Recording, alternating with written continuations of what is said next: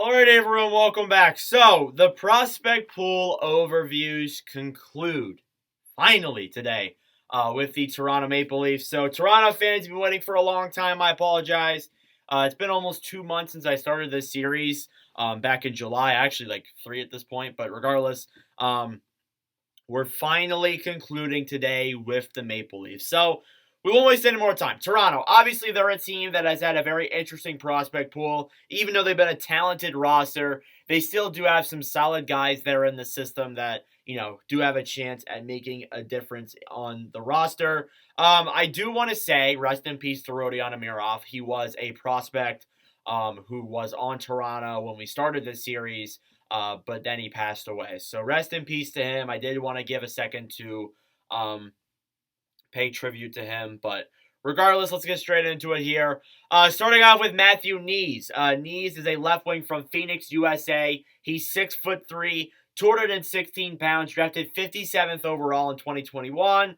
So he's been in the system for a while with Toronto. But he never got recognition until this coming season. At least from mainstream media fans, not just Toronto. He played 3 games with the Leafs this past year. On their main roster. And obviously, he also did go and play some games with the University of Minnesota, so that played a factor there too. He did play some games there as well. And, he obviously, he played in the playoffs, and that's when really people started seeing him and started noticing him. And it showed that he's going to be a very talented player in the NHL. Do Leaf fans overrate them? I think, it's always a conversation. Oh, Leaf fans overrating this player, Leaf fans overrating that player. On some level, I agree with it. On some level, I don't. All it does is really just depend. I'm sorry if you saw that phone light, by the way. It just depends on how they do this coming season, especially with Knees.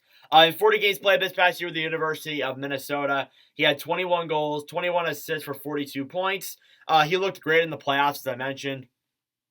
And one of my favorite guys, and has some great upside there, too, to be a really solid forward with Toronto for sure. So, yeah, I like Matthew Knees a lot. He has a lot of potential to do some good. Next up, then, you have Easton Cohen. Cohen, obviously, when he was drafted, that was a massive controversy because he was expected to be like a 4th-round pick, I think, and he got drafted in the 1st round.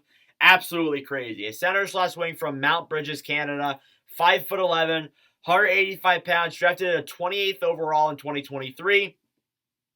And yeah, there was a lot of controversy for that because they picked him over some pretty notable players that were still on the board at that point.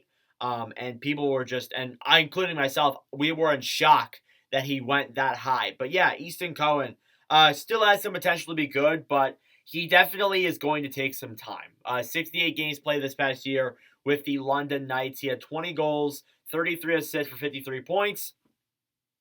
He's a very intelligent player. That's one thing I've seen a lot. He knows how to move the puck. He's good at shooting, good at skating. But he needs to work on 50-50 battles.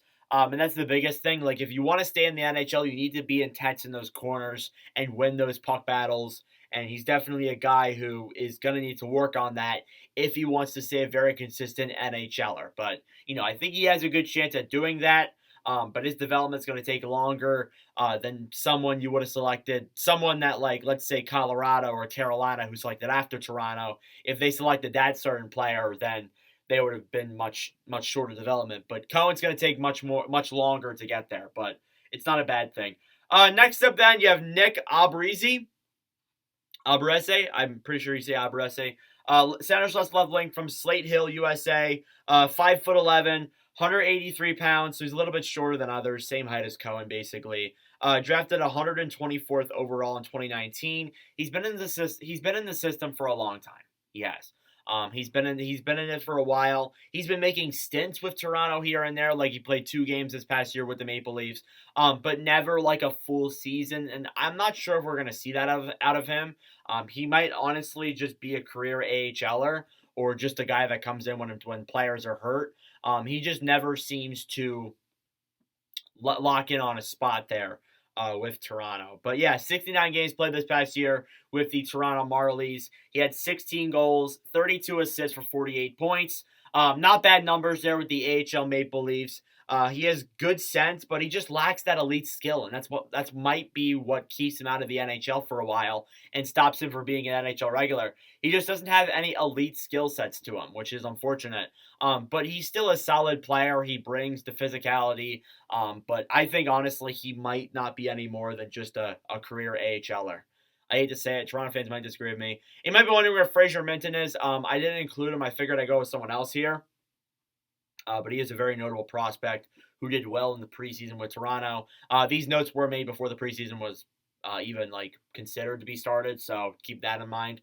Next up, then we move on to the defensive prospects. We have Topi Niemelä. Niemelä is a defenseman from Oulu, Finland. He's 6 foot, 179 pounds. He was drafted 64th overall in 2020.